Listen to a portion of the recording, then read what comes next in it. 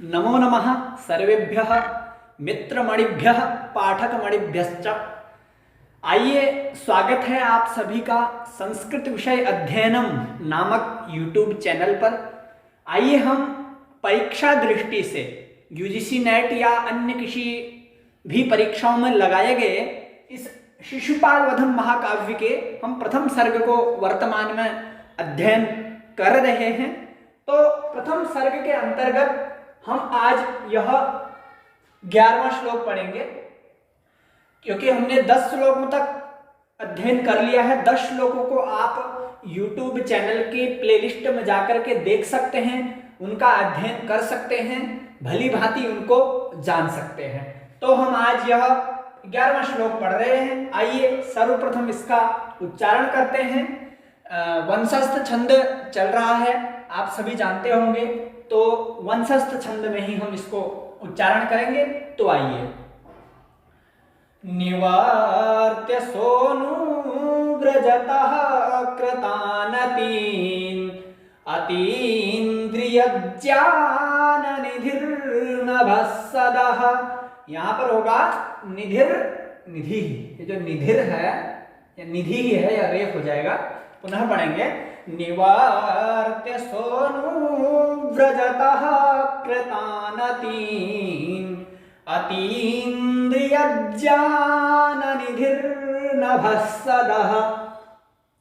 समासदत्सादितदैत्यसम्पदः समासदत्सादितदैत्यसम्पदः पदं महेन्द्रालयचारुचक्रिणः पदं महेन्द्रालयचारुचक्रिणः।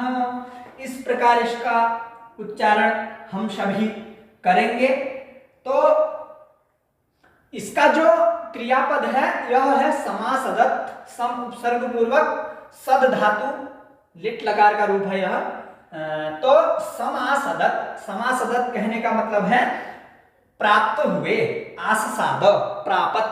ठीक है, कहने का मतलब है प्राप्त हो गए हैं, कहीं पर प्राप्त हो गए हैं। कौन प्राप्त हो गए हैं? वह देवर्षि नारद। देवर्षि नारद का ही प्रसंग चल रहा है। वह आकाश मार्ग से उतरते हुए भगवान श्री कृष्ण के निवास स्थान में आ गए हैं। अर्थात देवर्षि नारद भगवतो श्री कृष्णस्य गृहे समाससाद।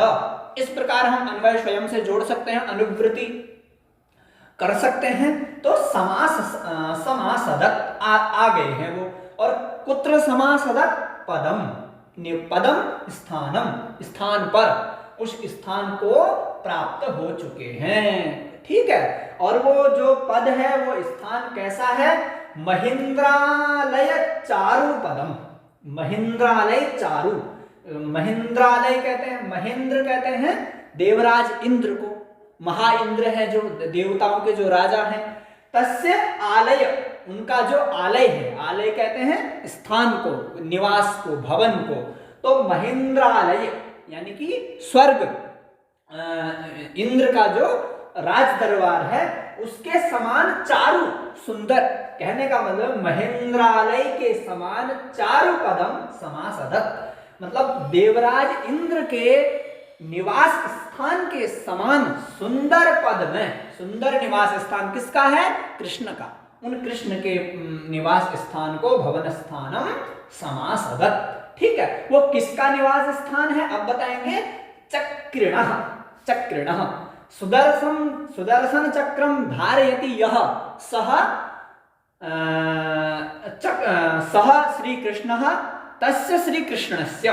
कृषि अर्थात चक्रिणः, चक्र को जो धारण करने वाले हैं उसके इंद्र के समान सुंदर पदम, सुंदर निवास स्थान को आ गए हैं। और श्री कृष्ण का एक विशेषण और लगाया, सह चक्रिणः कीदृशः?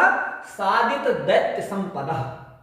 सादित दैत्य संपदः कहने का मतलब है इसका जो समास होगा वह होगा साधिता दैत्य संपदौ एन। मतलब साधित कहने का मतलब आदि कर दिया है, नष्ट कर दिया है जिन्होंने दैत्य की संपदाओं को, अर्थात राक्षसों की, दानवों की संपदा को जिसने क्या कर दिया है, नष्ट कर दिया है, तस्य दैत्य संपदः, ठीक है, संपदः चक्रिणः, मतलब कहने का मतलब है कि साधिता दैत्य संपदो येन असौ साधित दैत्य संपत साधित दैत्य संपत तस्य साधित दैत्य संपदः, उसके, यह षष्ठी का है, यह भी षष्ठी का है, संपत सप्त का है, संपदः। तो कहने का मतलब यह है कि जिसने दैत्यों की संपदा को, उनके बल इत्यादि को नष्ट कर दिया है, इस प्रकार के चक्रिणः, इस प्रकार के सुदर्शन चक्रधारी श्री कृष्ण के महेंद्रालय चारु पदम, मतलब इंद्र के समान सुंदर निवास स्थान पर समासदत, इस प्रकार के सुंदर गृह में उनका आगमन हो गया, ठीक है। और उनका जो आगमन हुआ, देवर्षि नारद वो क्या करके आए हैं, निवर्त्य, निवर्त्य, उनको लौटा करके आए हैं, ठीक है, निवर्त्य करके, निवर्त्य नि उपसर्ग पूर्वक वृत धातु होगी और ल्यप प्रत्यय हुआ है, ठीक है। तो निवर्त्य, निवर्त्य यानी कि लौटा करके, ठीक है। तो जो लौटा करके आए हैं वह कौन है, अतीन्द्रिय ज्ञान निधि, अतीन्द्रिय ज्ञान निधि ही चक्रिणः पदम समासदत, इस प्रकार यह जो आने वाले हैं वो कर्ता कौन है, ये है अतीन्द्रिय ज्ञान निधि। कहने का मतलब जहां भी प्रथमा विभक्ति जिस पद में होगी वह क्या होगा, वह कर्ता होगा। तो यहाँ प्रथमा विभक्ति इसमें है, अतीन्द्रिय ज्ञान निधि कह देवर्षि नारदः, अतीन्द्रिय ज्ञान निधि कहने का मतलब यह होता है अतीन्द्रिय ज्ञान के जो भंडार है। अतीन्द्रिय कहते हैं, एक तो इंद्रिय ज्ञान होता है, जो इंद्रिय का ज्ञान तो हमारे प्रत्यक्ष होता है, जो हम हाथ से करते हैं, आंखों से जो हम देखते हैं, मुख से जो बोलते हैं, वह इंद्रिय ज्ञान हो गया। लेकिन अतीन्द्रिय ज्ञान जो इंद्रियों से भी परे का ज्ञान है, जो इंद्रियों से भी ऊपर का ज्ञान है, उस ज्ञान की जो निधि है, अर्थात परोक्ष ज्ञान को भी जानने वाले हैं, जो अंतर्यामी है, उस ज्ञान के जो निधि कहते हैं संपत्ति को, इस प्रकार के निधि नारद निवर्त्य, उस राजा ने, उस देवर्षि नारद ने लौटा करके उस देवर्षि भगवान श्री कृष्ण के घर में प्रवेश कर लिया। और वो किसको लौटा करके आए हैं, वो कृतान अतीन निवर्त्य, सबके साथ हम यह पद लगा लेंगे, कृतान अतीन निवर्त्य, सोनव्रजतः निवर्त्य, नभस्सदः निवर्त्य, इन तीनों को लौटा करके आ गए हैं। ये तीन कौन है, एक तो है कृतान अतीन, कृताः नतयः यैहि, तान कृतान मतलब कर लिया है जिन्होंने आनत, आनत कहते हैं प्रणाम, जो झुक गए हैं नीचे जिसके चरणों में, तो तान कृतान अतीन, नति कहते हैं, आनत कहते हैं झुकना, आनतयः, ठीक है।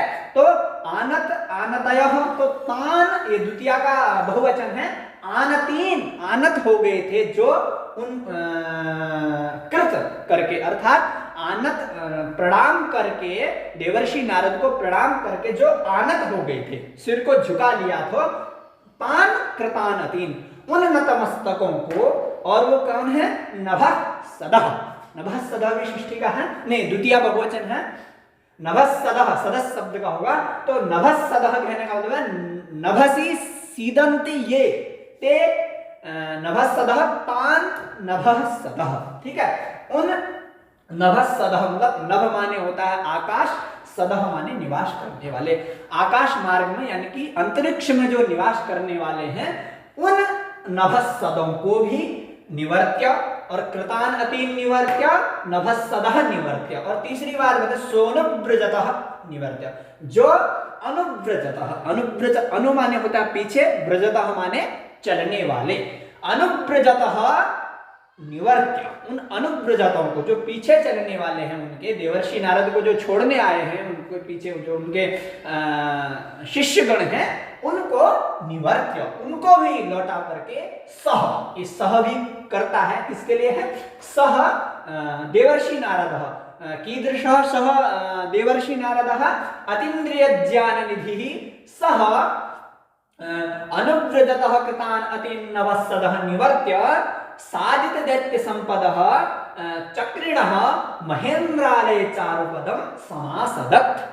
इस प्रकार से इसका क्रियापद होगा। कहने का मतलब है जो उनके नीचे नतमस्तक हो गए हैं उनको लौटा करके, जो उनके पीछे चलने वाले हैं उनको लौटा करके, और जो नभ में निवास करने वाले देवता हैं उनको लौटा करके, वह देवर्षि नारद, सह माने वह अतीन्द्रिय ज्ञान के भंडार, वह नारद उस शत्रुओं की संपत्ति को नष्ट कर देने वाले चक्रधारी के इंद्र के समान सुंदर घर में पदम माने निवास स्थानम समासदक प्रवेश जिन्होंने कर लिया है। तो यह जो श्लोक है 11वां श्लोक, यह महाकवि माघ की विशेषता देखिए। 10वें श्लोक तक उन्होंने ऐसा वर्णन किया था कि उनके विभिन्न स्वरूपों का, कि इस प्रकार के नारद, इस प्रकार के नारद, और इस 11वें श्लोक से उसने शुरू कर दिया है कि अब वह जो देवर्षि नारद हैं भगवान श्री कृष्ण के निवास स्थान में आ चुके हैं। तो अब आगे की जो सुंदर सुंदर उनकी क्रियाएं हैं, उन्होंने किस प्रकार आपस में वार्तालाप की, कितने कितने सुंदर वचनों से आगे को दर्शाया है, तो अब महत्वपूर्ण बातें आगे आने वाली हैं, तो हम अग्रिम श्लोक में देखेंगे। यह श्लोक भी अति महत्वपूर्ण है, आप इसको भी जान लें, यह किसने किसके प्रति कहा है, कौन सा शब्द किसके लिए प्रयोग किया गया है, ये भी परीक्षा में पूछा जाता है। अतीन्द्रिय ज्ञान निधि कह, यह पूछा जा सकता है, तो देवर्षि नारद।